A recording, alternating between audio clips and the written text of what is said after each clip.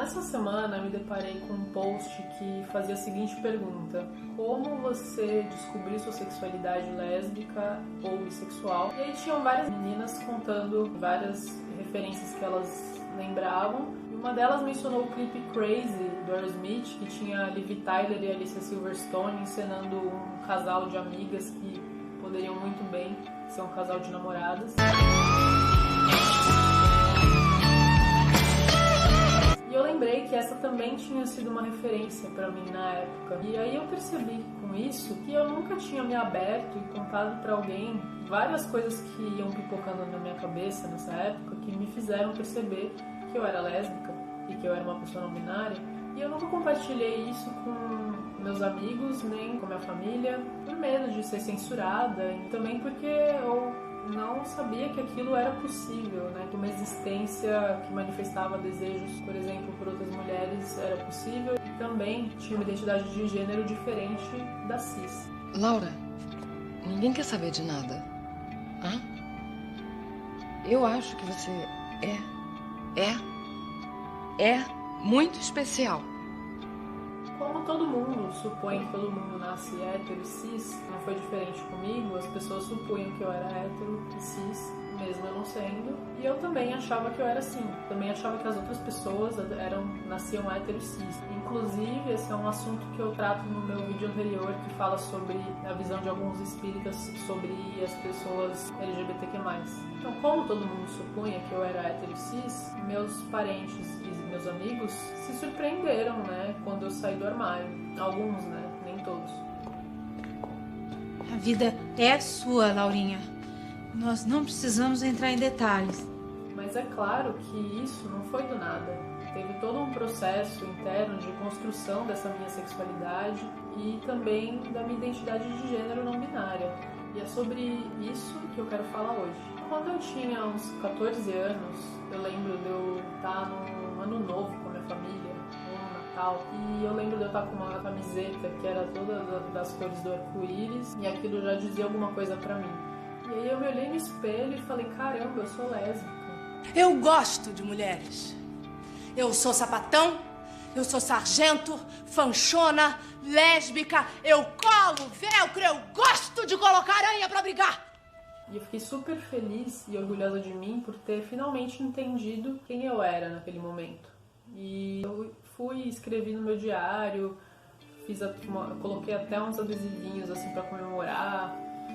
Fiquei super contente de descobrir, mas aí aos poucos eu fui sentindo medo, né? Sentindo que eu tava fazendo alguma coisa que não era certa e com medo das pessoas pegarem meu diário e lerem e descobrirem quem eu era. Então eu destruí aquelas páginas do diário. E aí eu saí do armário mesmo com 17 anos, né? Não foi uma coisa fácil, foi uma fase complicada, tentando sintonizar os pensamentos e as ideias com a minha família, uma fase de muita discussão, de muito medo, de muita tristeza, mas que foi uma fase muito importante também pra mim, pra eu ser quem eu sou hoje. O tempo passou e eu ganhei o acolhimento da minha família, né, e a gente foi se entendendo, mas naquela época que eu saí do armário, eu sentia que muita gente me tratava como se eu fosse uma desconhecida, né? Tinham pensado que eu era de um jeito até aquele ponto da minha vida e de repente eu era outra coisa. E eu percebi o distanciamento de alguns amigos e também de pessoas da família, sem contar com ofensas e outras coisas.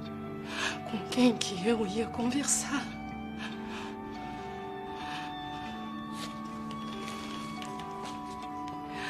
A minha família, as minhas amigas, as minhas mulheres. Eu estive na rua. Foi aqui não.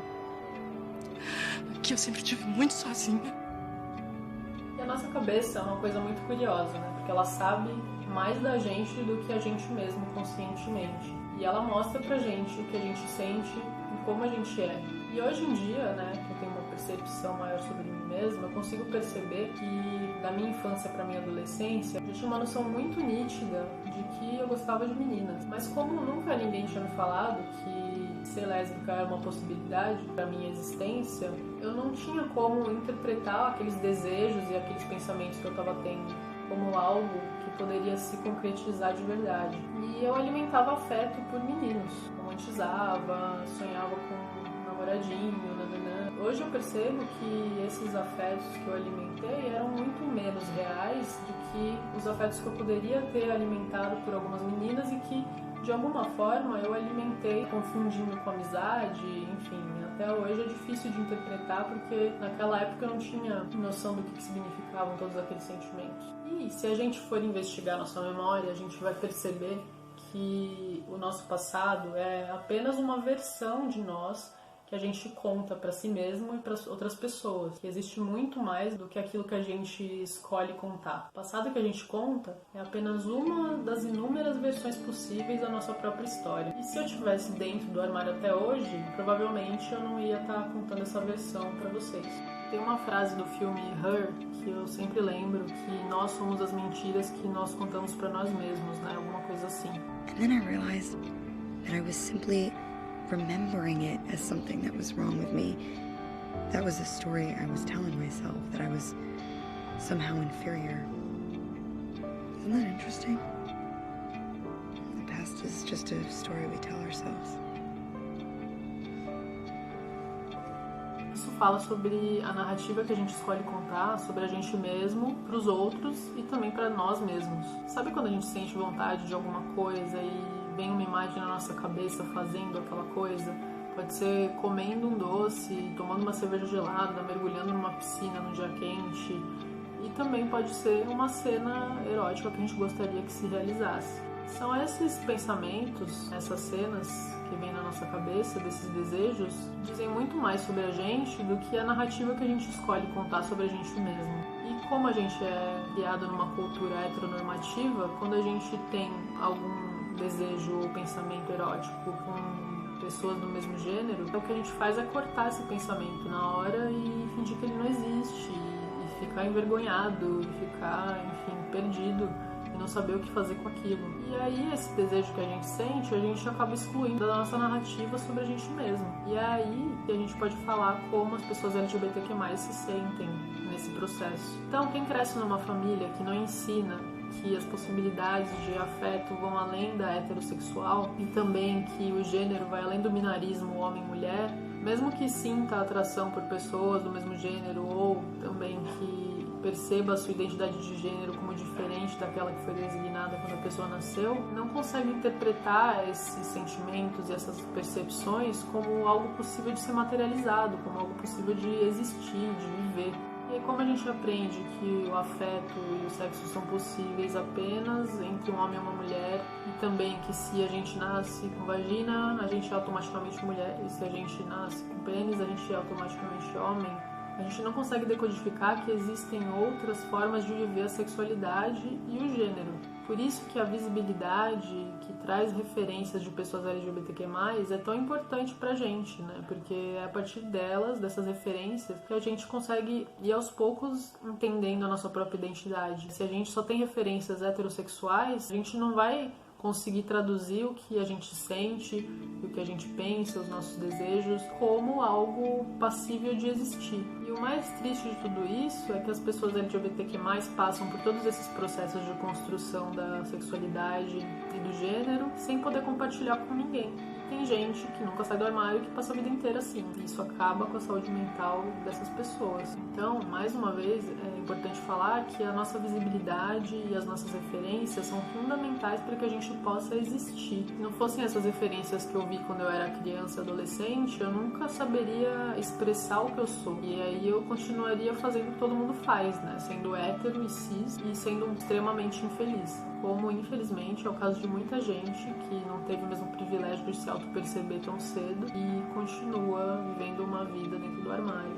Espero que no futuro, quando alguém for ver esse vídeo, eu fique em choque e fale: nossa, olha como é que era, todo mundo era obrigado a ser hétero e cis antigamente. Nossa, que povo mais primitivo, né?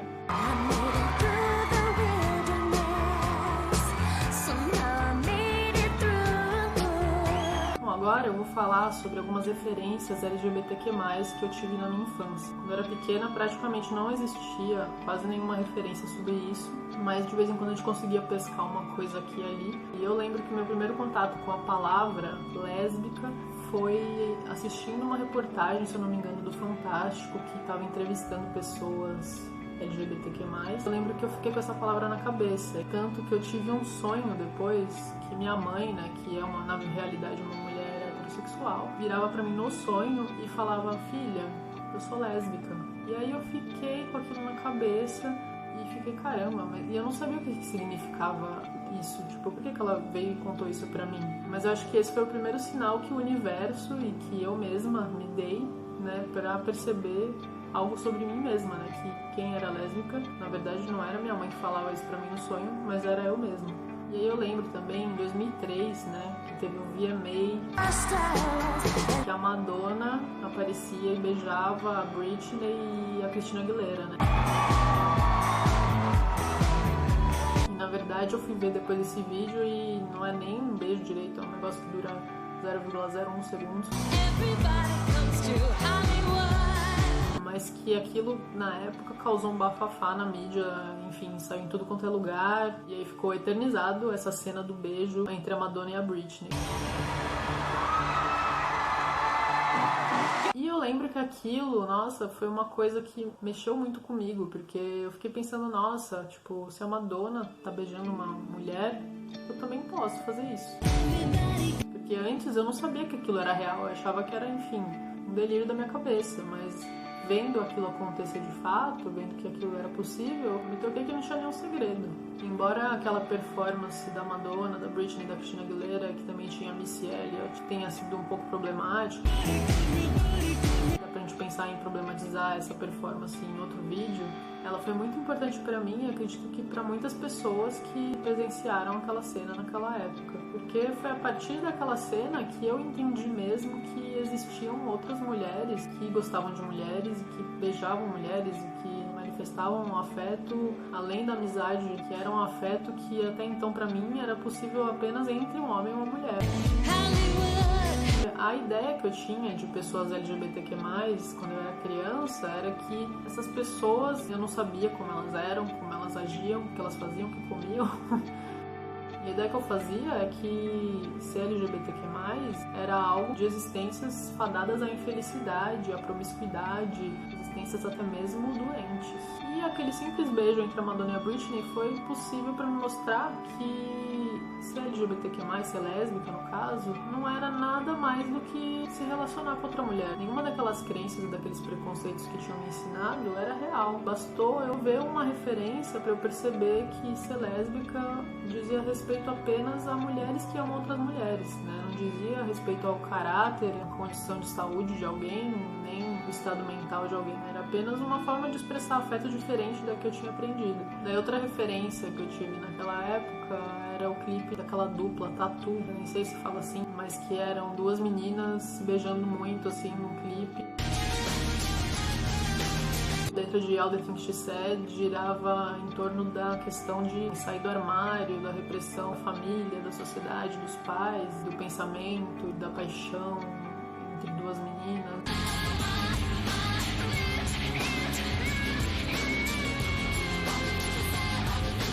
Foi uma coisa que abriu uma série de discussões na época e que eu acredito que tenha mexido com muita gente. Apesar de que a dupla, né, depois admitiu que aquele clipe e o fato delas fingirem que elas eram um casal lésbico era só um marketing. E em 2004, né, veio a série do The L Word.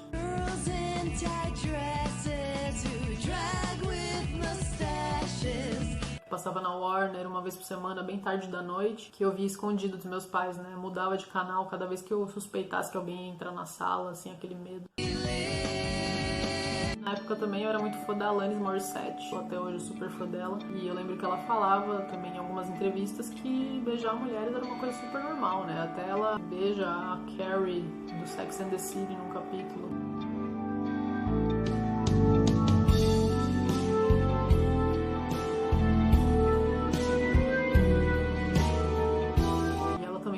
Puta referência pra mim naquela época, apesar, né, de ela ser uma mulher, até onde eu sei, heterossexual. Não sei se ela se identifica como bi, mas enfim, ela é casada com homem, já tem uma porrada de filho. Mas ela abriu a discussão também naquela época e mostrou que não, que tipo, tá tudo bem se você se interessar por homem ou por mulher, tanto faz, tá tudo certo. And so I fell. It wasn't bad. Kind of like chicken. Outra coisa que eu lembro também dessa época é de ler hentais, né, que são mangás eróticos, né, e o gênero que eu li era mangás yuri, e era o gênero que eu mais gostava, né, não era nem meu, nunca cheguei a comprar um hentai, mas eu tive acesso pelo meu primo, que também adorava a cultura japonesa, e os hentais que mais me chamavam a atenção eram esses hentais yuri.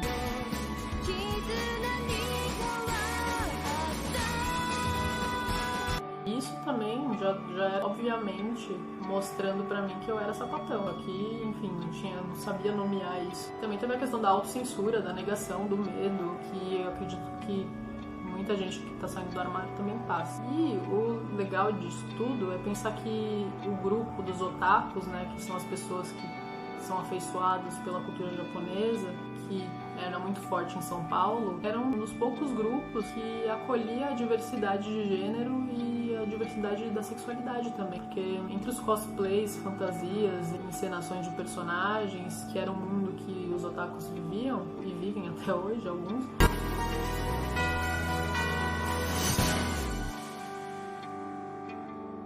desse mundo, todo mundo podia ser o que quisesse. Não tinha essa de hétero, homo, tudo era permitido. A androginia e a homoafetividade eram parte desse universo, eram coisas possíveis de existir. A cultura pop dos anos 80 também foi importante pra mim, né? Eu era super fã do Boy George e do David Bowie.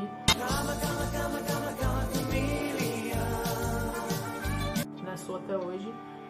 E eram figuras super andrógenas, também tinham outras pessoas mais contemporâneas, né, a Tilda Swinton e o vocalista da banda Tokyo Hotel, que era super andrógeno, que eu achava que ele era uma menina e eu era apaixonado por ele. Enquanto lá fora, na gringa, tinha tudo isso de referência, no Brasil tinham poucas. Eu lembro só do casal da novela Mulheres Apaixonadas da Globo, que era a Clara e a Rafaela, e nunca mostrava uma cena um pouco mais próxima de afeto e de até erótica das duas, né? Era sempre uma coisa que cortava a cena antes de começar a acontecer, ficava meio subentendido.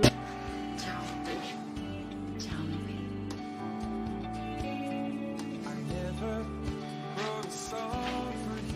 Na época, eu acredito que esse casal tenha mostrado alguma visibilidade lésbica para a família tradicional brasileira, mas ao mesmo tempo também não mostrar o afeto entre as duas e cortar cenas, enfim, respeitando a moralidade dessa família de bem, também contribuiu para a invisibilização do afeto lésbico.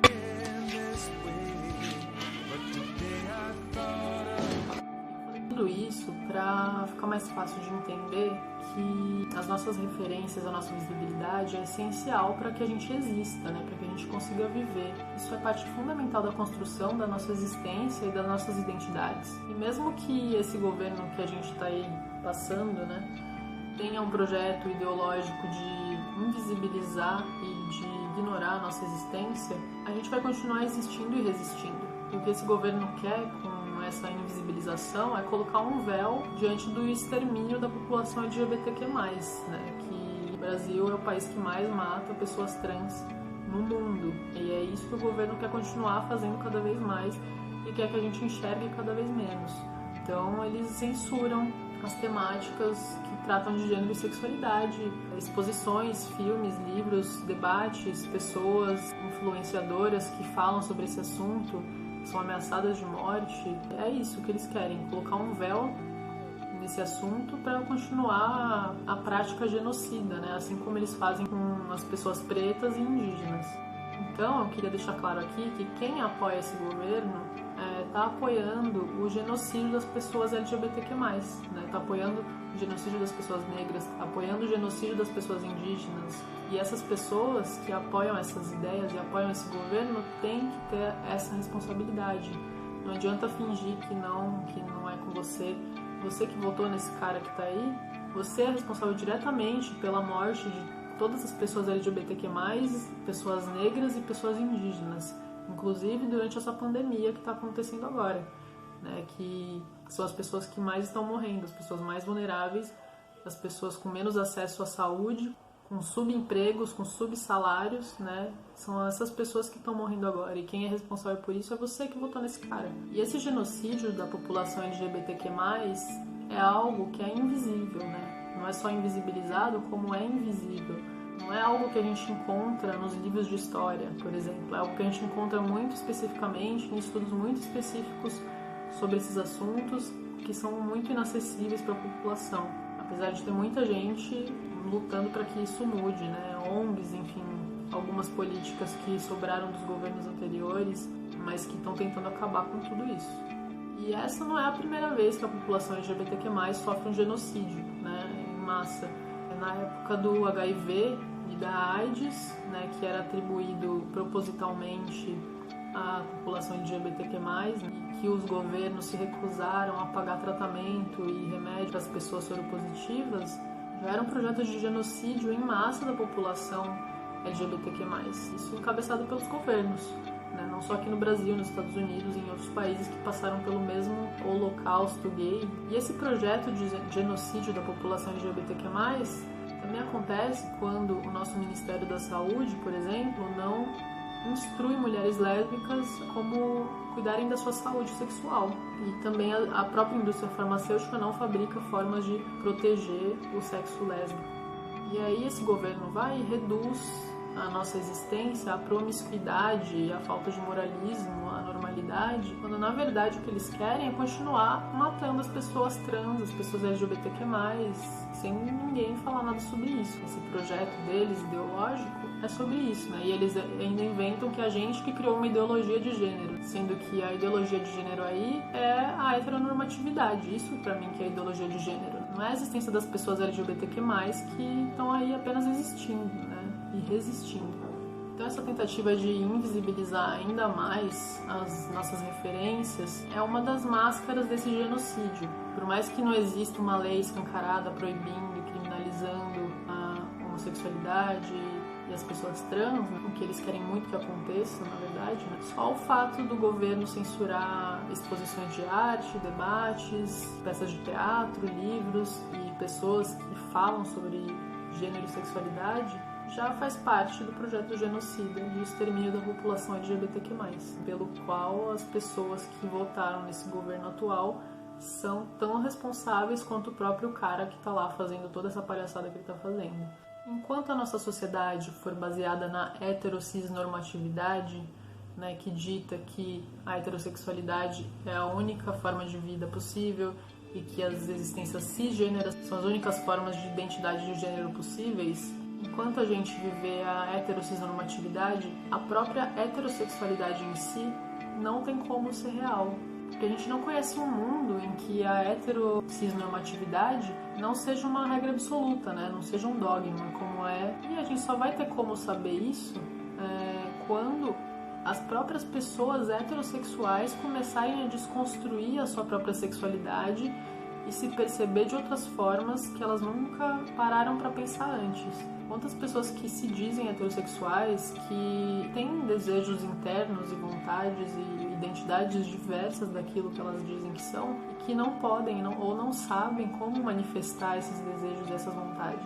E se todo mundo passasse por esse processo de desconstrução da própria heterossexualidade, baseada na heteronormatividade, que é como as pessoas aprenderam a viver, já seria um começo. E eu tô falando, inclusive, das pessoas que se entendem como heterossexuais e que se sentem bem resolvidas com a sua sexualidade, questionarem a sua sexualidade, porque apenas a partir da desconstrução dessa heterossexualidade, do jeito que ela é dada na nossa sociedade hoje, é que a gente vai conseguir desconstruir a noção de que são minorias, são diferentes, na melhor das hipóteses, né, e na pior, são tratadas como doença, promiscuidade, aberração, anormalidade, como a gente vê o tempo todo ainda. Então, enquanto os homens cis não começarem a desconstruir essa masculinidade que eles são obrigados a mostrar desde sempre, desde que mal saíram das fraldas, e enquanto as mulheres cis também não desconstruírem a feminilidade obrigatória, as pessoas trans vão continuar no lado errado da história, que é classificado pela heterocisnormatividade como o lado errado da história. E enquanto as pessoas heterossexuais não acolherem também todos os espectros do desejo, enfim, sexual, a homossexualidade também vai continuar sendo tratada como diferente e anormal.